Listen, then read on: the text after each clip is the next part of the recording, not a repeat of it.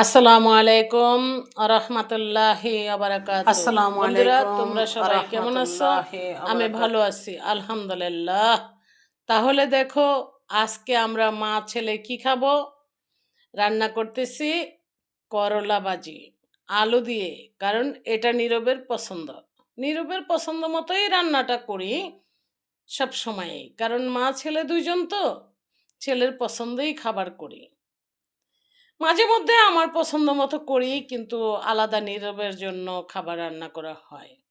যাই হোক, করলা দিয়ে আলু দিয়ে ভাজি করতেছি আর রান্না করতেছি মুরগির মাংস। অনেক দিন যাবৎ গরু মাংস খাইতেছি, ঈদ গেল, মনে হয় যে মুরগির মাংসটা ফ্রিজে আছে, হয়তো নষ্ট হয়ে যাইব। তো ঠিক আছে, গরু আপাতত থাক, মুরগিটা করি। তো মুরগির মাংস রান্না করতেছি একটু অন্যভাবে। দেখো কিভাবে। আজকে সব কিছু ব্লেন্ডার করা, পেঁয়াজ, কাঁচামরিচ, আদা রসুন তো আছেই, সব মশলাগুলো সব ব্লেন্ডার করা। তো ব্লেন্ডার করার মশলাগুলোর কিন্তু ফ্লেভারও আলাদা আর স্বাদও আলাদা। তো আর কাটাটা অন্য ধরনের স্বাদ বা সেন্ট। তো আজকে ব্লেন্ডার দিয়ে করতেছি, এটা অবশ্যই অন্য ধরনের স্বাদ আর টেস্টও অন্যরকমই খাইতে। কিন্তু অনেকে বুঝে, অনেকে বুঝে না। আর যেহেতু আমি সব মশলাগুলো ব্লেন্ডার করে নেই, মানে এলাচ, দারচিনি, জিরা সব ঘরেই ব্লেন্ডার করি, তো সাথে আরো অন্য মশলাও দেই, বলা যাবে না, সিক্রেট রেসিপি ওইটা। যাই হোক, তাহলে আমি মুরগির মাংস রান্না করতেছি, তোমরা দেখো আর শিখো আর বলো কেমন হইতেছে, আমাকে কমেন্টে জানাও। আর কি, মা ছেলের আয়োজন, আছি তো ঘরে, আছি ভালো আছি আলহামদুলিল্লাহ। আর ফেসবুক নিয়ে খুব ব্যস্ত আছি।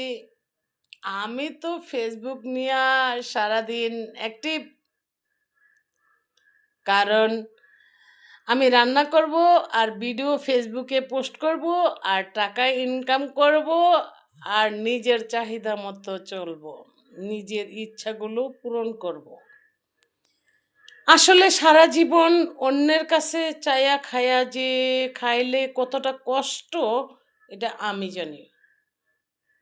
তাই আমি চামো জান দিয়া সর্বক্ষণ 24 ঘন্টা চেষ্টা করে হলেও ফেসবুকে সাকসেস হইতে আর টাকা আর্ন করতে।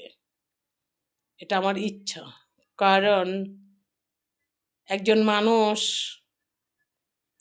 একা, সিঙ্গেল মাদার, সে জানে মানুষের জীবনে টাকাটা কতটা প্রয়োজন। অবশ্য আমি কোনো মানুষ পছন্দ করি না, কারণ মানুষ শুধু আহ, উপদেশ দেয়, সাহায্য করে না। আর যে সাহায্যটুকু রক্তের সম্পর্করা করে, এটা দিয়ে তোমার চাহিদা পূরণ হবে না। ওই যে কথায় কয় না, গিরসে কয় খেত খায়ালায়, ছাগলে কয় পেট ভরে না, ঠিক আমার অবস্থাটা তেমন। আর স্বামী, ওর কথা বাদই দিলাম, ওইসব সাবজেক্ট বাদ। নতুন জীবন গড়াবো, ফেসবুকে পোস্ট দিব, টাকা কামাবো, ভিডিও করব, সাকসেস হব, নিজের চাহিদা পূরণ করব ইনশাল্লাহ। তোমরা সবাই আমাকে সাপোর্ট করো। আল্লাহ হাফেজ।